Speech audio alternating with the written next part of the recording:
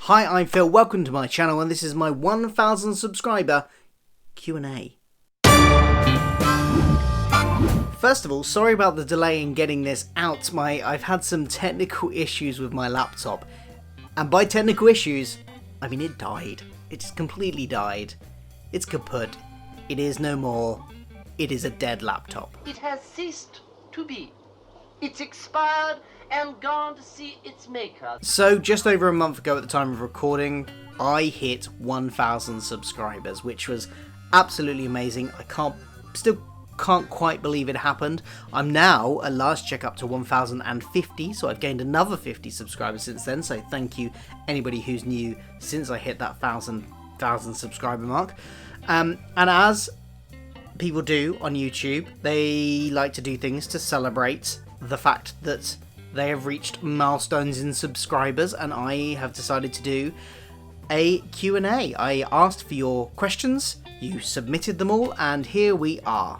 So let's just crack on with it, shall we? I've printed them all off, here they are, and yeah, let's just crack on. First lot of questions are from IB Productions. He has 3 questions. The first one, what's my degree in? My degree is in media production. I did that at the University of Lincoln. I graduated quite a long time ago now, though. Yeah, it was a kind of general media production degree. In the first year, we did a bit of everything. We did radio, which I now work in. We did TV, studio production, single camera production, animation, photography, script writing, all sorts of stuff like that. And then in the second year, we narrowed it down to 2 of them. I narrowed it down to single camera and radio, and then in the third year we narrowed it down again to just 1, and I just did radio. IB's second question is, what is your favourite Doctor Who episode? Ooh, that's a big one. My number 1 episode. I'm going to tie this in with a couple of questions that I got from other people because I think they're quite similar. So Bad Wolf Archives asked me, what's your favourite story from each Doctor? And What Do You Call It Animation asked me, who are your favourite Doctors, and what are your favourite stories from said Doctor? So I'm going to tie those all in together and sort of answer, I think, the best way. Let's start by answering what my favourite question, my favourite story is from each Doctor, I think. And then maybe I'll try and pick one, I guess. It's very difficult, though. I haven't put that much thought. This is kind of off the top of my head. I've scribbled down some notes, but literally about 5 seconds before I started recording. So, first Doctor, I think my favourite is probably The Keys of Marinus. Just love the way they were experimenting with the storytelling there, in terms of having, it was a serial and it had this overarching story over the 6 episodes, but each individual episode was its own story as well. I kind of liked that. That was probably my favourite from the first Doctor. Second Doctor, I'm going to go with The Invasion. Third Doctor, The Green Death, which has a lot of nostalgic value for me because as a child I remember watching that on BBC Two repeats back in the early 90s. So that's kind of my favourite from the third Doctor, just for nostalgia reasons. Fourth Doctor, Genesis of the Daleks, had to be. Fifth Doctor, I'm going with 5 Doctors. It's not the best in terms of I don't think it's the best script there is, but it's my favourite just because of, I love a multi-Doctor story, and it had 5 Doctors in it. It had 3.5 and a cardboard cutout and some archive footage of the 4th. But it's still a multi-Doctor story and I love it. For the 6th Doctor, I'm going to go with Revelation of the Daleks. For the 7th, probably Remembrance of the Daleks. For the 8th, there's only really the TV movie. Well, I suppose unless you also... do I have to choose between the TV movie and Night of the Doctor? I mean, Night of the Doctor was amazing. It was only like 10 minutes though, wasn't it? So I'm still going to pick the TV movie, although the Night of the Doctor was amazing. For the 9th Doctor, I'm going to go with Dalek. For the 10th, Blink, I think. Or maybe Journey's End. I may change my mind and go with Journey's End. I liked everything coming together, all the spin-off shows coming in together in that. So yeah, no, I'm changing my mind. Not Blink, Journey's End. These are all subject to change. I may change my mind at any time. For 11, I'm going to go for A Good Man Goes to War. I really loved that whole story arc. I really loved it. I thought that was a good point in that story arc, really powerful. All the stuff with Amy and the baby and everything was really powerful as well. It was great. I know season 6, series 6 doesn't have its is a bit Marmite and some people don't like it, but you know, had its low points. This was definitely one of the high points. For 12th Doctor, I'm gonna go for Heaven Sent, I think. Yeah, Heaven Sent. Toss up between that and World Enough and Time, I think. But yeah, Heaven Sent it was just Peter Capaldi at his best. He pulled off holding down a whole episode all by himself. Amazing. And for 13th Doctor, I'm going to go Rosa. I really love that episode. Really powerful, emotional storytelling. Great episode. Love historicals. Great stuff. So then, that was kind of that was Bad Walk Archives questions, which was your favourite from each Doctor. The what do you call it animations question was, what is your favourite Doctor and what's your favourite stories from those Doctors? So I'd say probably either 12th or 8th. 8th has a very nostalgic sort of feeling for me because I grew up in the 90s. TV movie was kind of the first time I remember going, oh god, there's New Who on. So the 8th has always got a nostalgic place in my heart, and TV movie obviously for him, and 12th and Heaven Sent. 12th is probably my favourite of the modern Doctors, I think, and Heaven Sent. Now, to narrow those down into a favourite episode of Doctor Who from its entirety, god, that is difficult. I don't know. I'm looking at the list. I don't know. What's the best one?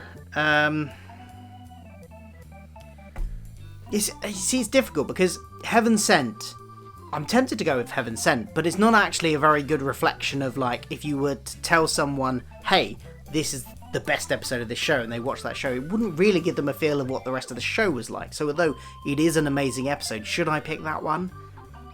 It's so difficult. I don't know. I'm sorry. I'm going to have to think about that some more. Maybe I'll do it as a video at some point. I don't have an answer for you in terms of my absolute favourite Doctor Who episode of all time. Sorry. IB Productions' other question was, what's your favourite holiday destination? That I've been to, maybe China. I've been to China. I went on like a coach tour around China with some internal flights as well. So we got to visit various different places in China. Got to see the Winter Palace. Was it the Summer Palace? I think there's both. I think there's a Winter and a Summer Palace. I think we saw both. Tiananmen Square. Got to see the Terracotta Warriors. Stood on the Great Wall of China. That was all absolutely amazing. So I think, China, I think, is probably my favourite holiday destination out of all the ones I've been to. Gallifrey Forever 97 asks, how did I get into Doctor Who? I was very young when I first kind of got into it, so I can't remember exactly, but it's got something to do with my dad. My dad, I know, used to watch the show when he was a kid. I think his era was mostly Pertwee, I think, maybe Troughton. I don't know, I'd have to check with him. And I remember, as a kid, when the BBC Two repeats were on, him watching it, from nostalgic value. So it probably was the Pertwee era. And I just watched them with him, I think, and kind of liked it. And so when I, recognised the Daleks from that and things, and I saw things in the shops, I was like, toys and things, I was like, hey, I want that. And it just kind of grew from there. I bought a couple of VHSs with birthday money when I was a kid. I had the 5 Doctors and the Daleks, the early years, VHSs. And I think it kind of just grew from there. And I was kind of I was a fan, but it was a program I liked, and I would happily buy stuff from it. But I wasn't like, everything I buy has to be Doctor Who. I remember buying an Airfix Dalek I had at one point. I had a couple of the annuals, I think. I had a board game, the one with the terrible artwork. I can't remember what it was called now. I'll put a picture on the screen. I had that at some point. So as my childhood, Doctor Who was scattered in there, here and about. And then I remember, the first time I remember making an active effort to really seek out new Doctor Who was after the TV movie. We had the TV movie, and I was very excited. I watched it again with my dad. I don't think he thought much of it, but I really enjoyed it. And then after that, I remember the BBC Cult website had started, and I was watching some of the animations on there, and I gradually got more and more into it over that sort of gap between the TV movie and the new series starting. So by the time the new series had started, I had already been like reading some of the novels and, you know, reading up on stuff online on things like BBC Cult website and stuff like that, and watching what I could. So I hadn't seen very much of it at all, really, but and then when the new series started, I watched it continually from then on in, I think, and then started to go back a bit more and fill in the gaps. But yeah, basically it's my dad's fault. Go Doctor Who asks if I would ever do a video on all of the Doctor Who celebrities I've met and the autographs I've got and the photos I've got. I've not got many autographs. Do I have any autographs? I don't even know if I've got a single autograph. I'm not an autograph person. I'm not that fussed about autographs. Oh no, well, I've got, I think the only Doctor Who thing I've got signed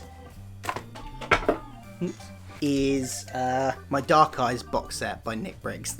Nick Briggs is the only Doctor Who signature I've got. So I'm not against, I mean, I might get more, but I'm not an autograph seeker. Photos, I've only got 2 professional sort of con photos done. That was fairly recently at LFCC. I got Colin and Sylvester. I've got a selection of selfies that I've gotten with people just as and when I've just come across them and met them in situations where I haven't had to pay for them. So, I mean, maybe I could do a video on that at some point. I don't know if there's enough there to make it interesting. I don't know. Would you want to see that? Let me know in the comments below if that's something you would want to see, and maybe I'll do it at some point. Andrew Bowman wants to know what Udex is short for. Udex is my Twitter name, IUDEX. The I is silent. It's just pronounced Udex. It is Latin. I think I mentioned this in my 1000k Q&A announcement video. He wants to know what it stands for. I mentioned at the time in that video that it was very pretentious, and it is, but it's kind of stuck. Because I couldn't think of anything else to replace it with, mostly. So when I started at uni, my usernames on most forums and things, social media, I didn't really have social media back then, but on most forums and things that I was a member of, was either Phil_HAW, which I thought was a bit boring, or Hades, which it just seemed a bit like, okay, everyone, like, there's probably loads of Hades out there, and why do I like Hades anyway? What's so great about I think I like it was because I used to like, well, I still do, I'm really interested in classical mythology and stuff like that, so ancient Greek and Roman mythology, so Hades came from that. But I wanted something new, and I was attempting terribly, and I never succeeded, to learn Latin. So I had this Latin for Dummies book. I flicked through it to look for a word that I thought sounded kind of good. Came across that, liked it. The translation, to answer your question, is judge. And that's partly where the pretentiousness comes in, I guess, as well as just, you know, going for a Latin username. But also the fact that I chose one that means judge. I mean, who am I judging? I don't know. But I kind of like the sound of it still, Udex, although nobody ever pronounces it right because they either say Iudex or Ludex, because I think that if you know, in some fonts the I is just going to look like an L. So it's probably a mistake, that username, but I'm stuck with it now. At least for the moment, till I think of something better. I've had it for about 13 years now, so. But that's where it came from. Ace Creeper asks, when you started YouTube, who were your inspirations for making content? I'm going to tie this into a couple of other questions that I got as well, because there's some kind of similar ones. Let me find them. So Jake Oates also asks, what made you start a YouTube channel? Maybe it was just those two. Yeah, those two. So what made me start a YouTube channel, and who were my inspirations when I started? When I started YouTube, I didn't watch an awful lot of YouTube back then. I had sort of only really just started watching it. You know, when somebody sent me a link to something, I might be interested in on YouTube, I checked it out. But I wasn't subscribed to anyone. I didn't have an account for it. Well, no, I did have an account because I'd uploaded like one video many years before. But I wasn't really a YouTube viewer. How I got into it was my friend Rob used to review Doctor Who episodes on YouTube. He used to review them the day they came out. So it was 12th Doctor ones he was reviewing. The episode would air. Him and his friend and our friend Chris would sit down immediately afterwards and review the episode and then put it out that night. And I watched those because my friends were doing them and quite enjoyed them. And then they invited me on to be a sort of guest on them for a couple of them, and I really enjoyed doing it. So I said to them, hey, this is really fun. You know what we should do? We should do the same for classic episodes, because you're just doing the new episodes as they air. Why don't we do we can do the same format as yours, which was, he called it Doctor Who Debrief.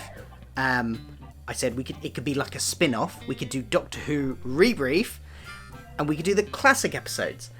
And, we'll just sit and watch a whole serial, and then we'll review it. And we can, I'll start a channel and we can do it on mine, and it can be a kind of spin-off. We'll use basically the same format as you're using here. He was like, let's do that, that's fine. So that's what we did, and we started Doctor Who Rebrief on my channel. They are my earliest, really, videos that I've got on my channel. The video quality is terrible, but it's basically the format Rob's format from his channel, and we carried on from there, and we got as far, we did from the very beginning, so we were going to work our way through, in order of Doctor Who. So we started at the beginning with An Unearthly Child, and we got to Dalek Invasion of Earth, and then Rob and Chris, who were then my co-hosts who had come over from Rob's channel to do it, got a bit disillusioned with the whole thing. Doctor Who in general, they'd been, and I think the last thing Rob did on his channel that was Doctor Who related was they reviewed Class in exactly the same way. And I think Class broke them because after they'd done Class, you could just see them in each of their Class reviews getting more and more depressed and really fed up with doing it.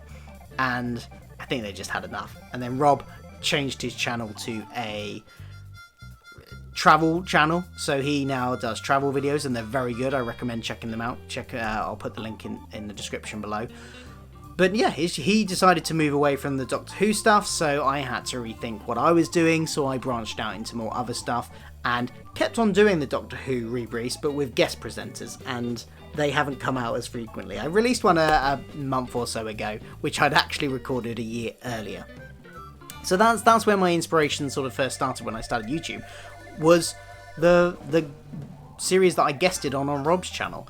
And I thought, this is fun, I want to do this too. And, I needed to do some practice with video editing, because I'd done it at uni. As I said, I'd done a media production degree, but by that point, I'd left uni about 10 years before, and hadn't done any video editing in about a decade. So my video editing was rusty, my filming was rusty, everything was rusty, and I thought this would be a good idea to brush up my skills, have some fun. If nobody watches it, fine, I've just done some editing and practiced, and that will be helpful in a professional capacity at some point, the fact that just practicing. So that's what I did, and yeah, so I didn't when I started have any inspirations, and as I've gone on, as I've developed an audience and discovered other YouTubers as well, I admire a lot of people now and follow a lot of YouTubers myself now. But when I started, I didn't know who anybody was. There were channels with 10,000 subscribers who, if you asked me in those early days, I wouldn't have a clue who they were, because I wasn't immersed in that YouTube environment when I first started. But now I am. Darren Lodge wants to know if there's anybody I'm dying to interview, either in the world of Who or cult TV in general. In Who, I would quite like to interview Paul McGann, because again, he is kind of my doctor in a way. I feel like he's my doctor. And I'd like to interview Russell T Davies. I'd love to interview him. Stephen Moffat would be interesting as well. People that I think I'm most interested in, the people that control the direction of the show as well. So people like Russell, and Steven. And then one day maybe Chris Chibnall, although I think that'll be much more interesting after he's left the programme. I'd like to interview Murray Gold about the music. That would be really interesting too. So I think from Who, those guys. Outside of Who and just the world of cult TV in general, I would absolutely love to interview Joss Whedon, because I love pretty much everything he's done. I don't think there's been a thing he's made that I have not liked. I watched Buffy, I watched Angel all back in the day, I watched Firefly, Dollhouse. Oh, his movies are great too. Cabin in the Woods is brilliant. I loved his adaptation of the Shakespeare one. I've forgotten what it's called now, but it was good. I think he's an absolutely amazing filmmaker, and I would love to interview Joss Whedon as well. So if I could interview anybody, it would be those people. I'd be absolutely bricking it with most of them, and really nervous, but it'd be fascinating. I had a few questions about missing episodes. So Joe Boas asks, what 3 missing stories of Doctor Who would you like to see recovered? And Paul Kelly asked a similar question, what missing Doctor Who episodes would you like to see recovered after the Faceless ones? God, 3. So I think the one I'd most like to see is Dalek's Master Plan. Quite like to see the Crusades as well. I don't think I have any preference beyond that, to be honest, to come up with like a third over the rest. I think mostly I want to see the Daleks Master Plan and the Crusades. I love a historical, which is why I want the Crusades. And Daleks, who doesn't want to see the Daleks Master Plan?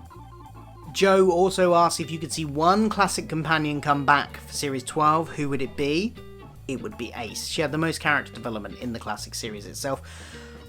She had, being in that late 80s period as well, she kind of feels like, although I can't really remember watching it as it went out, I kind of feel like she's my era in a way, because I would have been like a baby when she was on air, or a toddler, I suppose.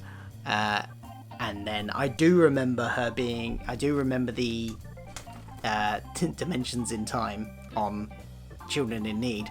So yeah, Ace. I'd like to see Ace back, and that recent trailer for the box set, for the Blu-ray box set, kind of whetted my appetite for that a bit as well. She was also due to come back in the Sarah Jane Adventures if it had carried on, so I think there's definitely something to tell there, and I'd be interesting to see it. I want Ace back. Couple of Star Trek questions from Joe as well. Star Trek is another franchise that I really like. I do reviews of Discovery as it comes out on this channel, so when the new set, and I'll be doing Picard as well, so when Picard comes out, I don't know if season 3 of Discovery or Picard is coming first, but whichever, I will be reviewing it. He asked what's my favourite episode from each of the Star Trek crews, so TNG, the original series, TNG, etc, etc. God, I had to think about this, and it's really, some of them I haven't seen in so long. I'm currently working my way back through TNG, but a lot of it is still quite fuzzy in my memory. So, TOS, I'm going to go with Mirror Mirror. That's the Mirror Universe one, and I really liked that Mirror Universe thing, and it led to so much great stuff later on in DS9 and Enterprise as well, and in Discovery itself. So, yep, Mirror Mirror for TOS. TNG, I think I'm going to go with Best of Both Worlds. It's iconic. DS9, I'm going to go with The Trouble with Tribbles. It's a hilarious episode. It harkens back to the classic series as well, with their time travel back to a TOS episode.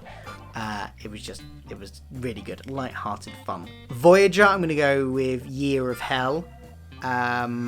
Enterprise, I can't remember the episode titles, but there was like was it a 2 or 3-parter? In the last season, in season 4, there was a 2 or 3-parter where it was kind of about Vulcan history, and there was a sect of Vulcans which acted more like the Vulcans we recognised from TNG, etc., more than the Vulcans we had seen in Enterprise up to that time, and there was kind of a slight revolution in Vulcan politics. I really liked that episode. I actually liked a really lot of season 4.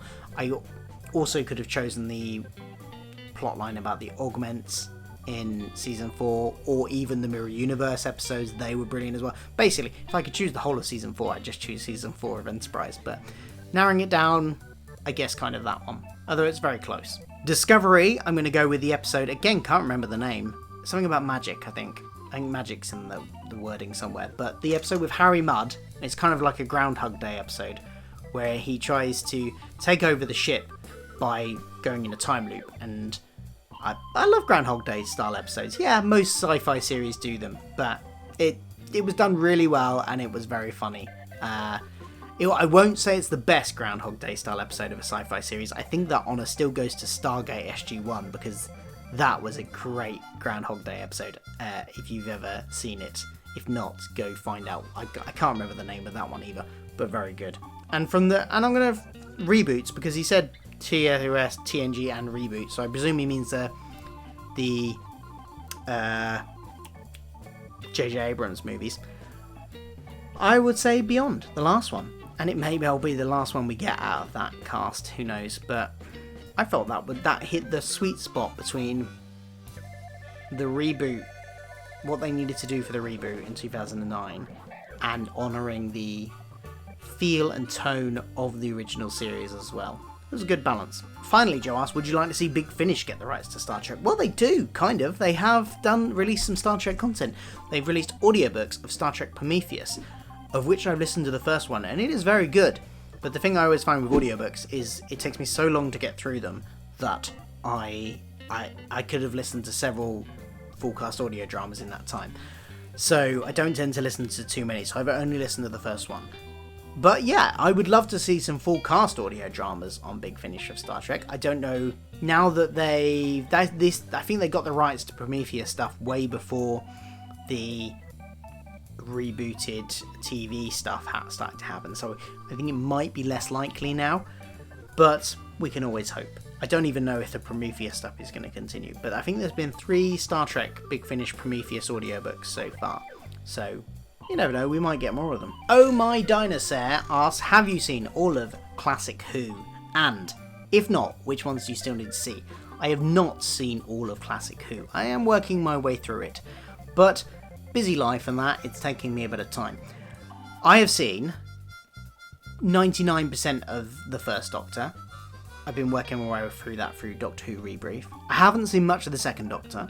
I watched a lot of the third Doctor when I was a small child because it was on BBC Two repeats, as I said earlier.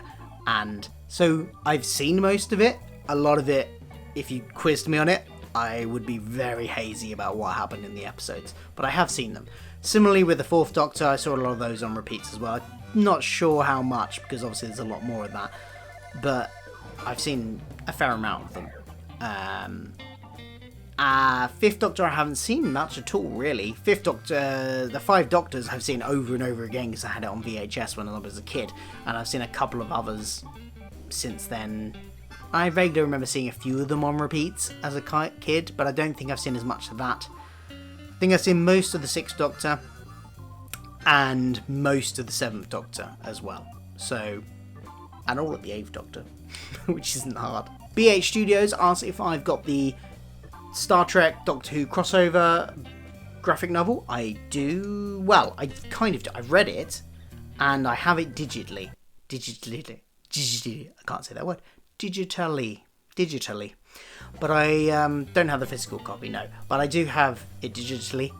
I'm going to stop saying that word because I can't say it properly. I've read it.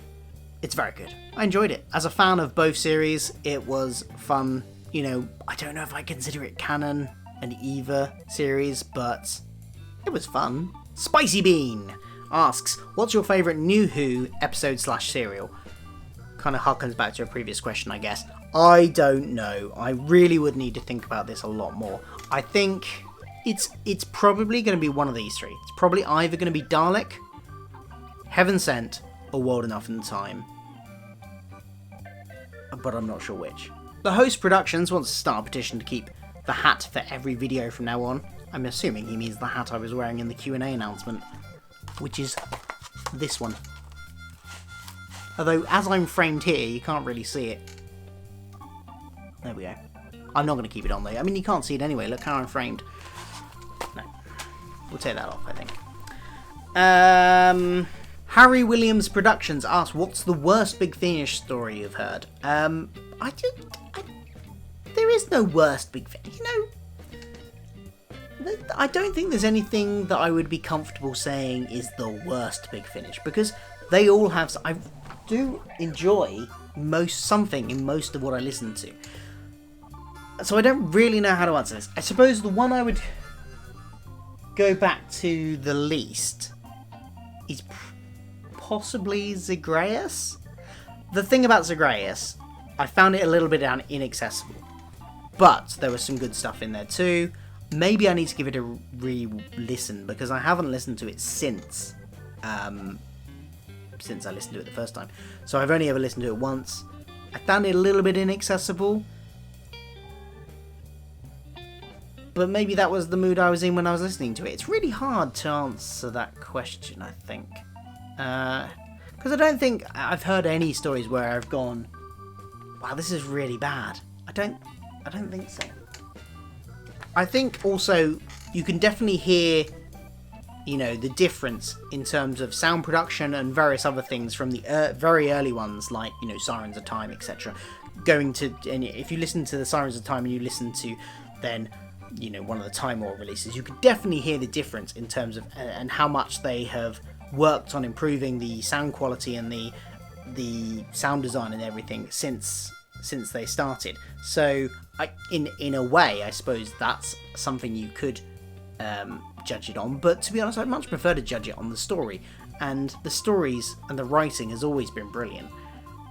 And of course, people are, as you do stuff more, you're going to get better. I mean, if you look at some of my early videos on this channel, the technicals are, oh my god, they're terrible. And hopefully I've now improved. And hopefully I've improved in lots of things on this channel.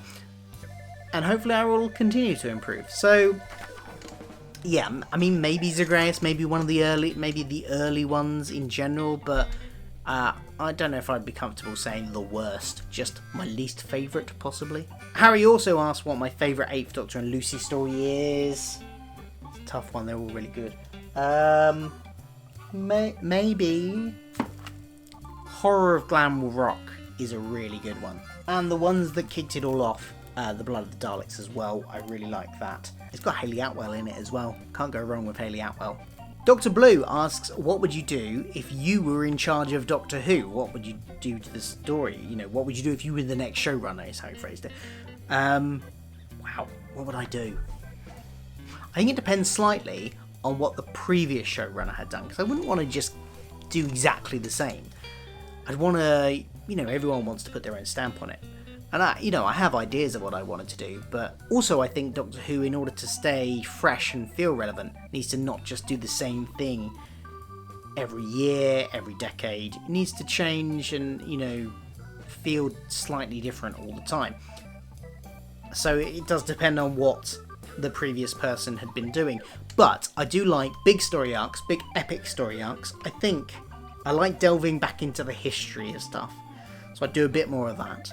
I think I'd probably be quite similar to Stephen Moffat, to be honest, in the kind of grand stories he liked to tell, in terms of the delving into history of the character and of the universe and things that he liked to do. I'd probably be very similar. Years ago, before 2005, I had a plan in my head of what I would do if Doctor Who ever returned, and I was in charge of it, and it was to have a full-scale war with the Doctor involved, and that'd be a plot arc over 1 or 2 seasons. That, I think, has passed now. I think that's kind of been done. Even though we didn't see it on screen, I don't think we could have another epic Time Lords going to war storyline. Certainly not in the next 10 or 20 years. So that kind of idea is gone. But something equally big, I'd like to delve into the history, maybe a bit of maybe reveal a little bit more. I like revealing stuff about the character, but I think his mystery is also important, so I think you have to kind of drip feed it in. I like to learn something new, but I also like some of the mystery to be retained. So I'd kind of like to drip in a bit more about his pre-series history and what maybe led up to him leaving, and maybe some of his ancient history, stuff like that. I think would be interesting to tie in,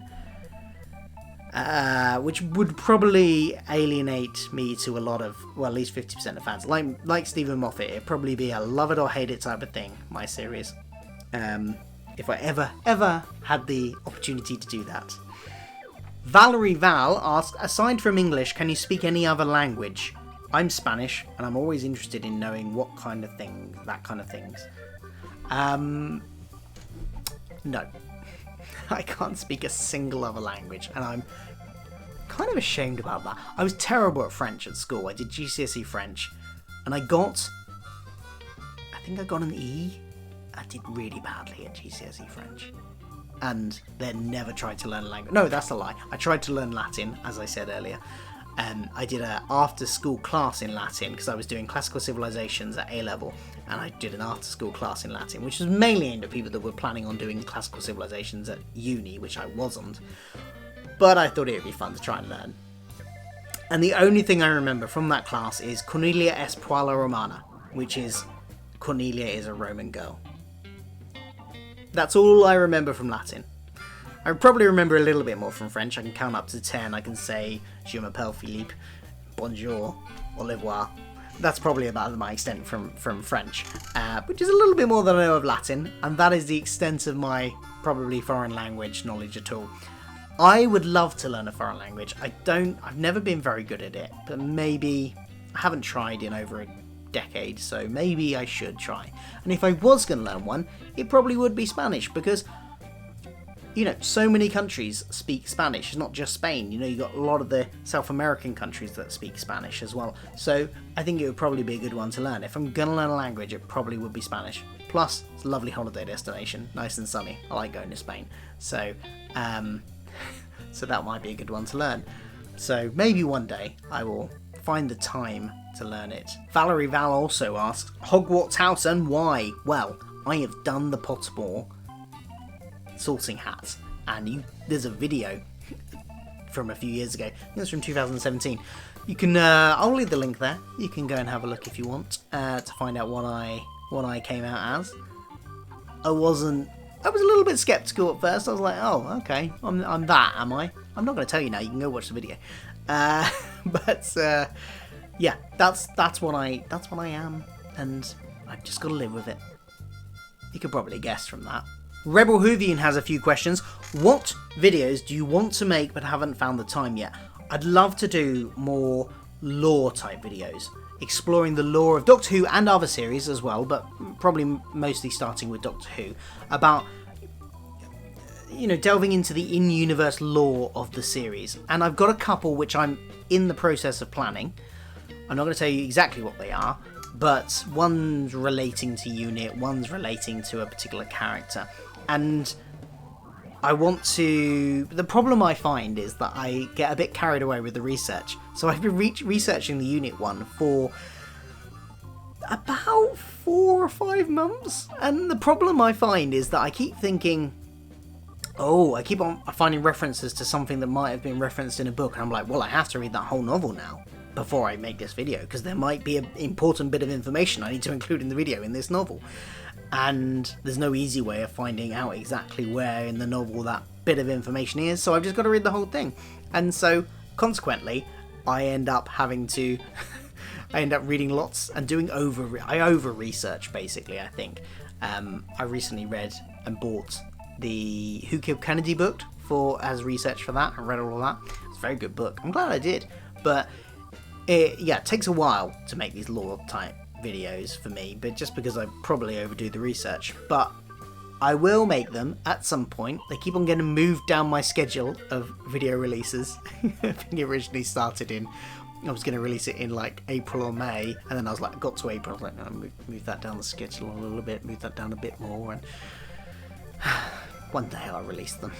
But yeah, I'd like to do more videos like that, more informative videos that you can go to if you want to find out about the universe of Doctor Who and other series that I enjoy. Rebel Hoovian also asks, what's your favourite piece of music from a movie soundtrack? I love movie soundtracks, but now I can't think of any actual tracks.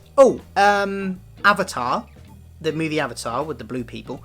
There's a track in that I think is called Jake's First Flight, or something similar to that. And I really like that. It's a big orchestral number, big soaring, swooping feel to it. I love really epic epic scores to films. So if we're talking scores to films, if we're talking like pop songs used in films and released on therefore on soundtracks, I really enjoy most of the stuff from the Cruel Intentions soundtrack. I used to listen to that non-stop when I was a teenager. That was fantastic soundtrack. But yeah, Jake's first flight, I think it's called, from Avatar. I'm going with that one. Final question from Rebel Hoovian. What's your favourite film from the Cornetto trilogy? I'm going to go with Hot Fuzz. Hot Fuzz is my favourite. It's very close between that and Shaun of the Dead, but Hot Fuzz, I think, just pips it to the post. Can't even really explain why. I just like that. I feel I want to rewatch that film more than I do Shaun of the Dead. And, I don't dislike The End of the World, but it's not as good as the other two. I think most people would agree with that. Doctor Who Adventures asks, if you could transport yourself to any episode of Doctor Who and relive the events of the story, which would it be? One where I wouldn't die, or be in too much danger, I think. Good question. Might be Rosa. Because I don't think the TARDIS team were in too much threat there, so I wouldn't be worried about putting myself in danger too much. And it would be a really interesting moment in history to see, although, as Graham pointed, as you can see on Graham's face at the end, very painful as well to have to be involved in that and not really be able to do anything to stop it. But interesting to see, maybe. My light's just gone. I've clearly been recording a long time. One of my lights is just gone, the other one might go soon, so I've really got to hurry this up now. Last few questions. Okay, so Doctor Who Adventures also asks, if the one episode tag existed, which would you choose? This is basically which episode would you save if every other episode was going to be destroyed. Oh god, that's really difficult. I don't know. Off the top of my head, I'm going to go with...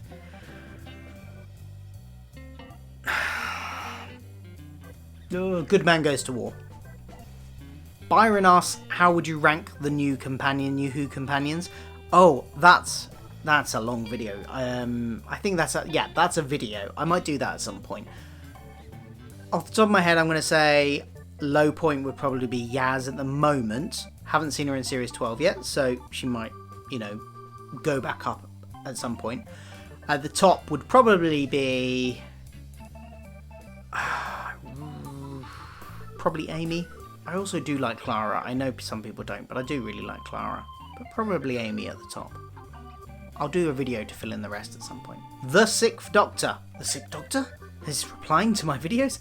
Somebody who calls themselves the Sixth Doctor is asking, do you think that Robert Holmes deserves more credit and recognition?